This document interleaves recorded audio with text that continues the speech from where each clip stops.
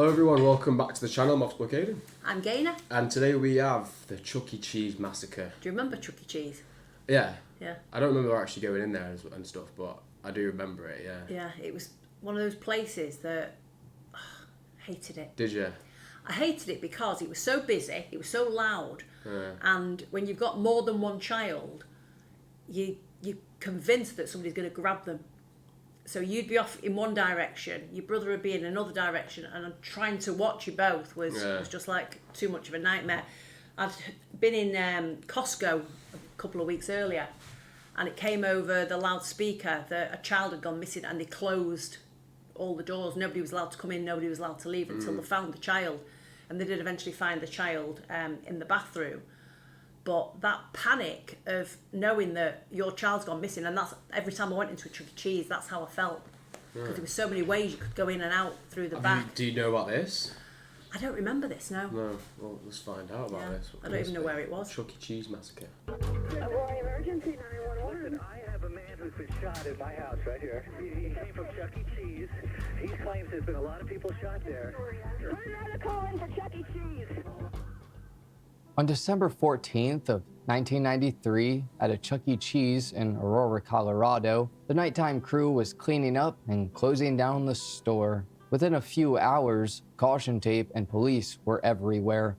4 people were dead, 1 was wounded, and an entire city was left broken and confused. This is the Chuck E. Cheese Massacre.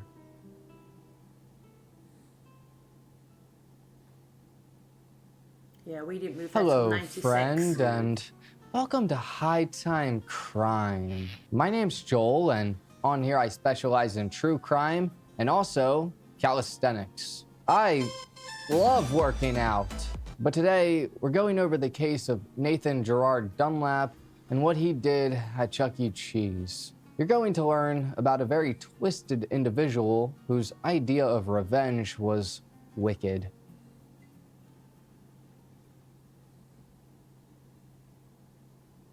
For our story, we're heading to Aurora, Colorado. In 1993, the city had exactly 236,734 people living here. It's a nice area split into a few different counties, and I can imagine it's a decent place to live. If you're ever deciding to take a cross-country bicycle trip, well, stopping here wouldn't be a bad thing to do. You could head on down to the Aurora Reservoir and go fishing, or just chill on the beach, maybe enjoy some sun. If you're into animals, you could take a little trip to Chimera Ranch and see some alpacas.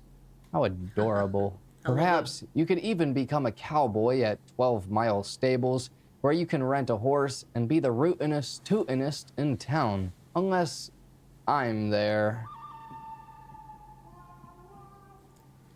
I'm not going to lie, he needs to speed it up a bit. It's a bit strange, I think he's been having a little bit too many herbs.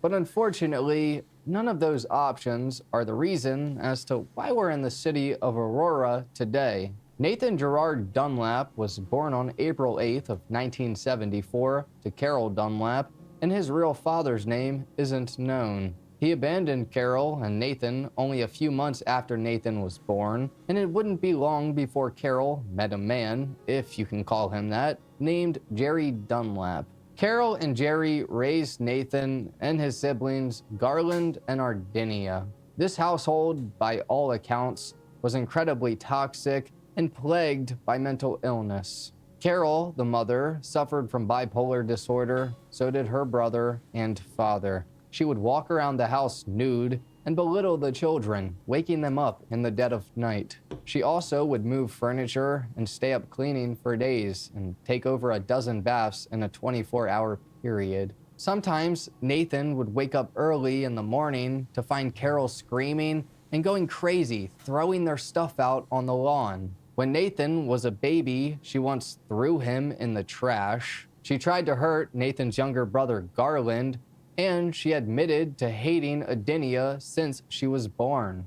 Carol was institutionalized a few times, and her husband Jerry wasn't any better. He was a 400-pound Baptist minister who physically and mentally abused the children. One time, he actually even beat Nathan inside of a Burger King. Jerry was also abusing Adenia, Nathan's sister, from the time that she was about 9 till the age of 14. One time, Nathan came downstairs while one of those occurrences was going on, and he saw it. After this, things only got much worse. By the time Nathan got to middle school, he became very depressed and attempted to take himself out twice. When he was 14 years old, he attended Overland High School, and Looks about 29. I know. He's had a rough childhood, though. Jerry, his stepfather, asked a psychologist at the school to evaluate him. It was found that Nathan revealed signs of hypomania, or a mental and behavioral disorder. Nothing came from this. The next year, at the age of 15, he committed several armed robberies using golf clubs and firearms. He was incarcerated for this and spent time at a juvenile detention center, but due to some kind of episode, he was sent to a psychiatric hospital. Eventually, Nathan was released at about the age of 17, and he began selling drugs and became good friends with a guy named Joshua Carl Wilson, or Carl.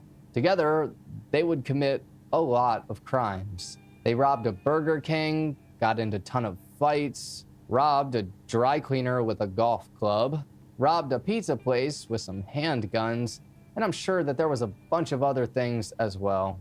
One day when Nathan was riding the bus, he met a 15-year-old girl named Tracy Leckman. Her and a few of her friends were riding the bus just for fun to see if they could meet some guys. At one of the stops, she immediately noticed a guy come on, and she was attracted to him. His name was Nathan Dunlap, and somehow they managed to hit it off. The two of them then began dating, and this was Tracy's first boyfriend. They would spend hours just fooling around and watching TV, specifically Beavis and Butthead, and also play wrestling. Even though there was a questionable age gap, Tracy was now 16 and Nathan was 19. Tracy's family didn't really care though. The year was now 1993, and in May, Nathan began working as a cook at the Chuck E. Cheese that was located in Aurora. His brother, who we don't know much, if anything about, Garland, also worked there. Within 2 months, in July, Nathan got into an argument with the kitchen manager about work hours and also not being a very good worker. Nathan was then fired, and from this point forward, he was not going to stop being a nuisance until he got his revenge. He'd oftentimes visit the restaurant and would appear to be cool with his coworkers and brother. But he would also turn on a dark side while he was there and talk about the manager who fired him and about how he wanted to get him. About 5 months after Nathan was fired from Chuck E. Cheese's, Looks like Chris Rock. It does a little bit, doesn't it? Yeah. he would finally snap.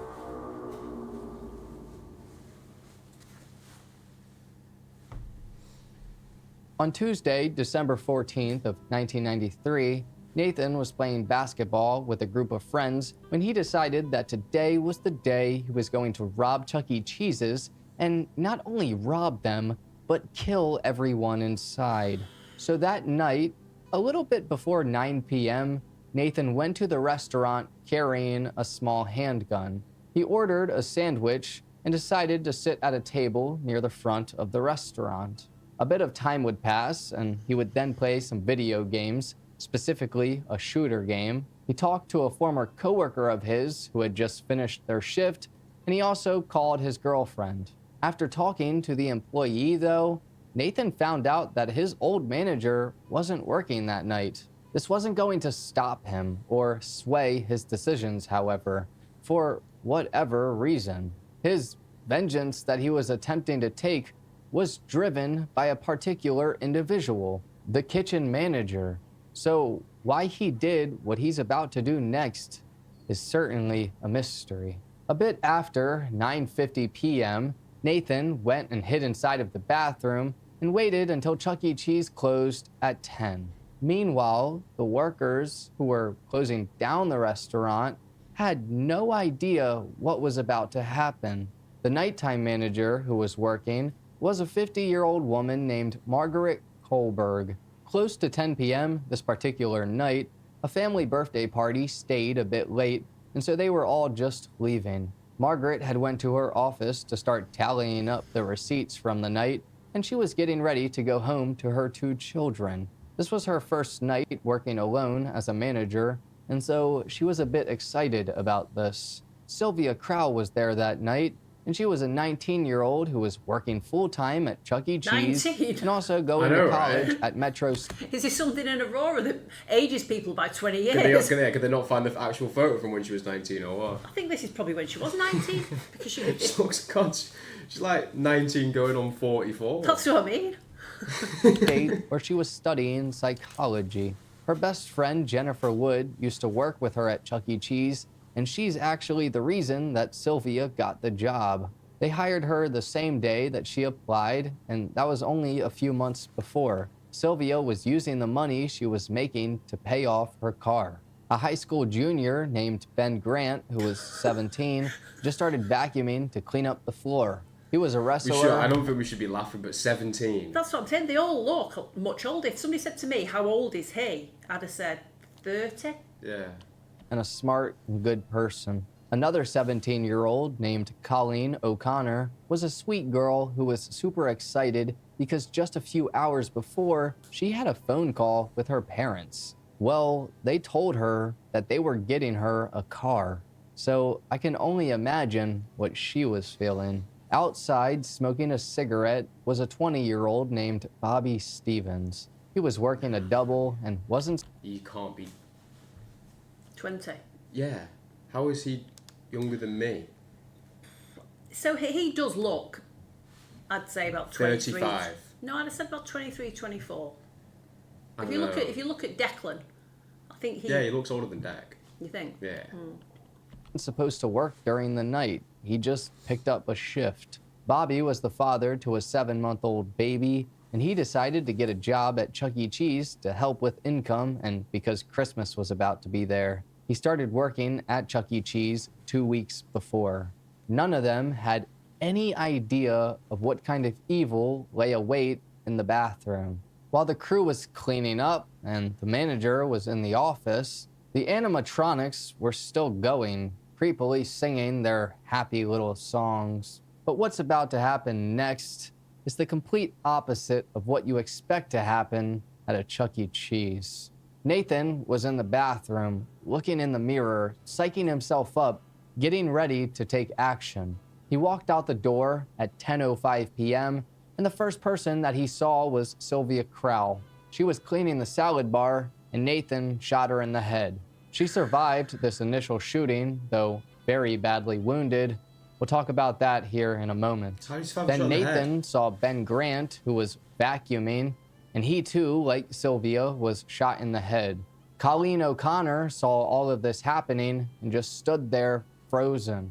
She was so afraid and didn't know what to do. And so, as Nathan was walking up to her, she got down on her knees, put her hands together, and begged for her life.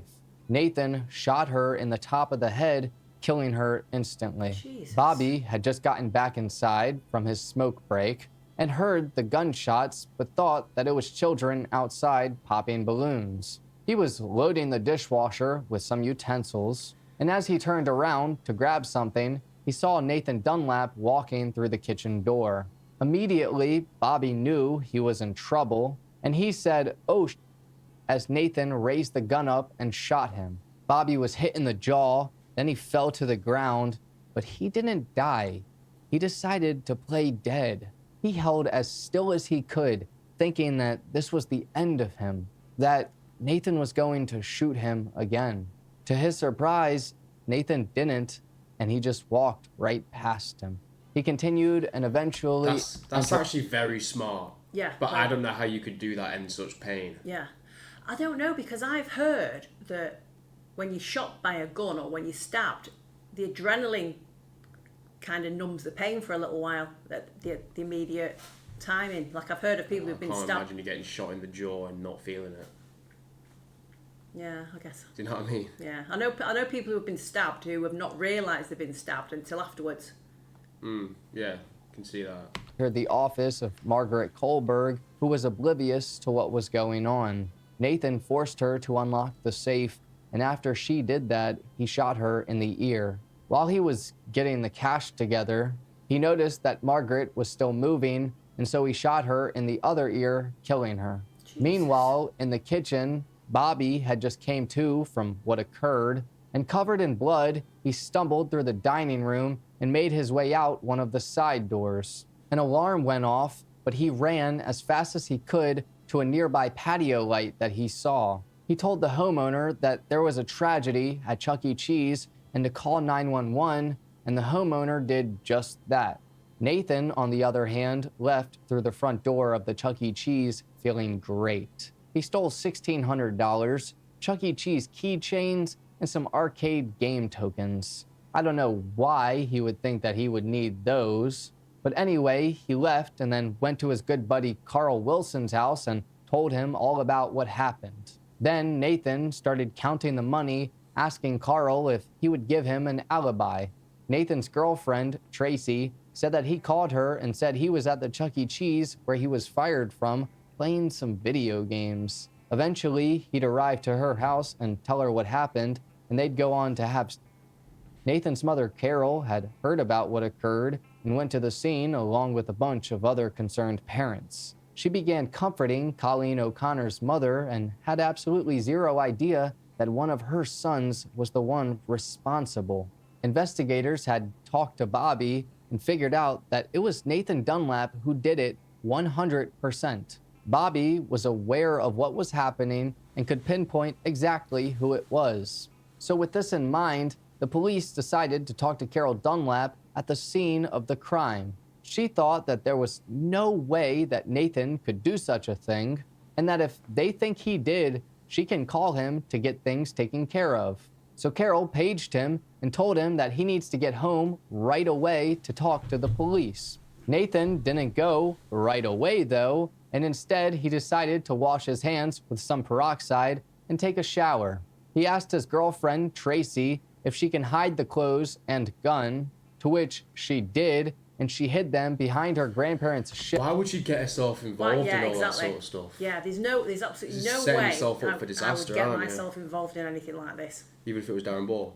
Even if it was Darren Ball. Shed just up the road. Nathan also put about $700 underneath of the freezer. He then left Tracy's house and went back to his house where the police questioned him, swabbed his hands for gunshot residue, and took his clothing in for evidence. Nathan left his house early the next morning and went to another friend's house named Charles Waters. Charles showed him what was going on at the local Chuck E. Cheese, to which Nathan replied that it was him who did it. Charles also said that Nathan said another friend was with him when he committed the robbery and killed the employees, but that friend wasn't ever arrested or charged or named, and I'm just curious as to why. Meanwhile, like I said a bit earlier, Sylvia was still alive and rushed to the hospital. Unfortunately, she wouldn't make it and was taken off of life support a little after 9 a.m. on December 15th of 1993. 8 days later, on December 23rd, Nathan Dunlap was officially charged with 4 counts of first-degree murder. Because of the heinousness of his crimes, the prosecutors were looking for the death penalty. Nathan's mother, Carol, talked to the news after learning that he was charged, and this is what she had to say. "I want the victims' families to know that I am in as much pain, if not more, and I want them to understand what I mean by that my son is accused of committing 4 brutal murders, and I have to deal with the rumors and innuendos. They're in my prayers, and I hope we're in theirs." Wow, that is cold.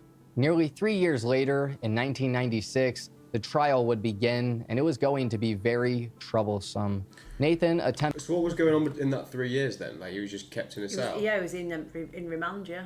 Till the attempted to escape from jail, got tattoos in jail, one a smoking gun that says "by all means necessary," and one a crazy horse, which is the name he went by in jail, and he also threatened a witness. The witness he threatened was a jailmate who Nathan decided to spill the beans to. The way they found out that it was Nathan threatening this witness is because one of the letters that was written was signed by Crazy Horse, or Nathan's moniker. On May 17th, the jury took about 3.5 hours to come to a verdict, and that was finding the defendant guilty of murder in the first degree. Nathan was given 4 death sentences, 1 for each person, and was also given a heaping load of other charges. The judge set his execution date for August of 2013. Nathan's girlfriend, Tracy, and her mother were both charged as accessories to the crime. I'm not sure how long Tracy's mother did, but Tracy spent 5 years in jail and got out. A few years ago, she went on a podcast talking about her life and what happened after. Also, in June of 2022, Tracy Leckman, who lives in Littleton, Colorado, was shot in a robbery. She survived, and there's a GoFundMe, and I'm not sure if it's the same Tracy, but it appears to be, and that's just a bit ironic. And if you're currently wondering, well, did Nathan Dunlap get executed in August of 2013? Well, no. That's because in May of 2013, Nathan submitted a petition for clemency to the governor of Colorado of that time, John Hickenlooper, with a video stating that he was sorry and bipolar. Since the initial trial, there were numerous tests done concerning Nathan's mental health. On May 1st, the judge of the case, a guy named William Sylvester, announced that Nathan's execution date would be in mid-August of 2013. But on May 22nd of the same year, the governor, John Hickenlooper, decided against executing Nathan or granting him clemency, and decided instead to sign a temporary reprieve. This meant that as long as John Hickenlooper was governor, Nathan Dunlap was not going to be executed. Then a guy named Jared Polis ran for governor in 2018 and said during his campaign that he intended to sign a bill that repealed the death penalty. Jared Polis ended up winning and becoming governor, and he didn't lie. On March 23rd of 2020, he signed a bill that repealed the death penalty. Nathan Dunlap was no longer going to be executed. This left the families of his victims furious, and I can only imagine.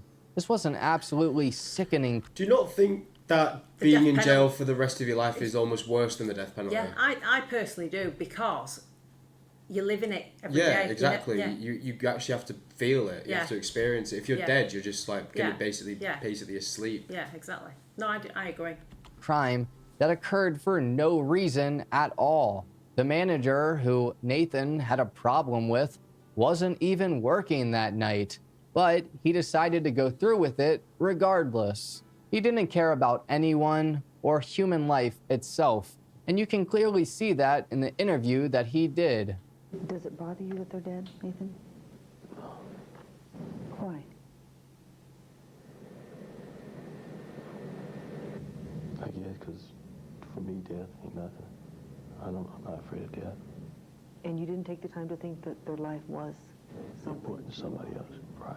And Colleen saw you coming.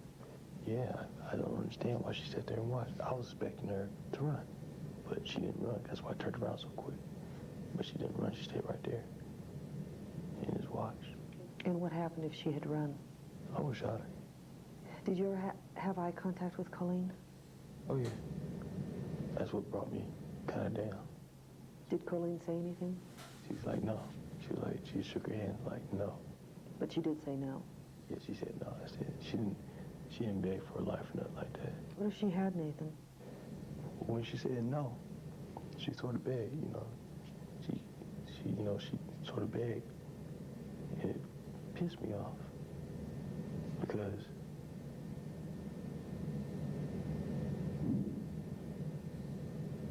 it kind of like bought, people gonna say I don't have compassion, but I know I got compassion. And it bought this compassion. Now I'm like, you know, why you doing this to me? You know, why you trying to make me like you? You know, it's easy to shoot you when I don't like you. And it was like, you know, why you trying to make me like you? Because she said no? When she said no, it's like she kind of begged, you know what I'm saying? And it's like, you just sit here and watch me shoot 2 people. What do you mean, no? Do you understand why she was looking for compassion? Oh, yeah, I totally understand. I agree with her and everything. Nathan, why? What? Why did you kill him? They were witnesses to a crime. That's why. Did you have any feeling? I had no feelings at all. Excitement? No excitement, no nothing. But Colleen brought that back. Right. And what were you thinking at the time? I didn't have no choice. Why? Everybody always has a choice. Because she had seen me shoot 2 other people. It is going to be inconceivable to people who finally hear this that you didn't have any feelings about human life. I didn't have any feelings about human life until after I shot Colleen. And what did you feel? I felt like, how can I do this?